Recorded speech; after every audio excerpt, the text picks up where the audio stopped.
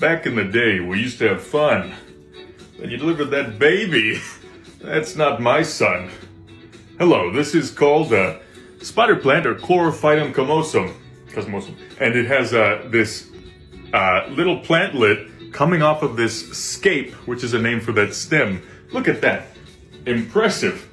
And then interestingly, the plantlet is making its own scape. It's trying to escape.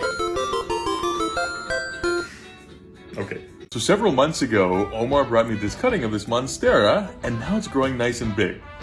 And you might notice that it doesn't have any holes in the leaves. They're nice and smooth. As it gets older, it transitions from a juvenile to an adult plant and starts getting the fenestrations, which are like the little splits in the leaves. That's correct. And so to get it to transition to maturity, you need to try and simulate a tropical environment. So that's just shake it. I mean, that could be part of it, but having moisture and humidity and lots of light. And it needs to climb to the pole. There's an interesting weed here. A weed is just a plant we don't want. And this is called Oxalis. And these are the fruits called capsules. They, when they're ready to disperse their seed, they do something like this, where they shoot the seeds out. Do you see? Oh, got my face. Do you see that? The seeds are shot from the capsule when they're ready to be dispersed. And so with a little bit of assistance, I touch them and they get excited and they shoot out their seed.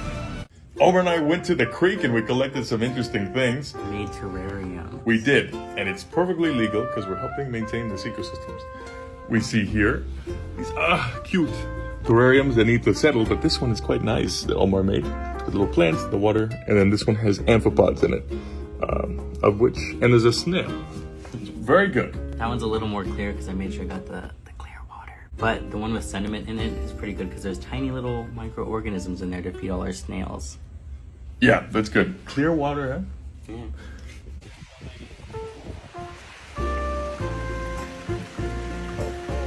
What'd you find? What are you trying to get?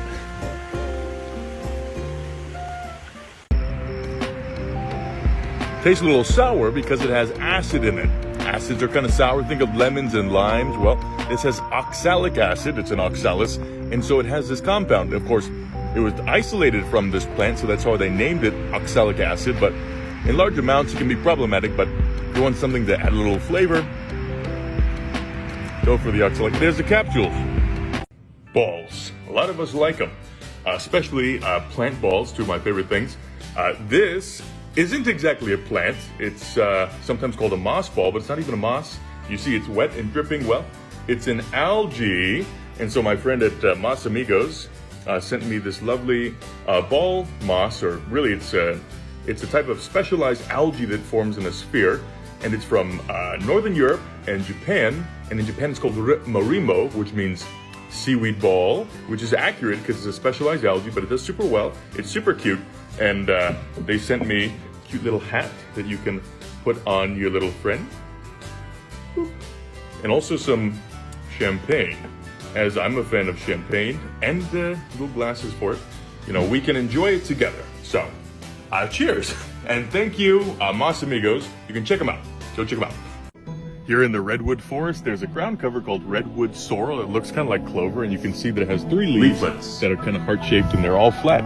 But when there's a lot of stress from the sun, what it can do is at the center of the leaf, the leaflets will fold down. So you can see in the sun here, all the leaflets are going down to reduce the amount of solar radiation impeding upon the leaf surface. So it's a wonderful adaptation.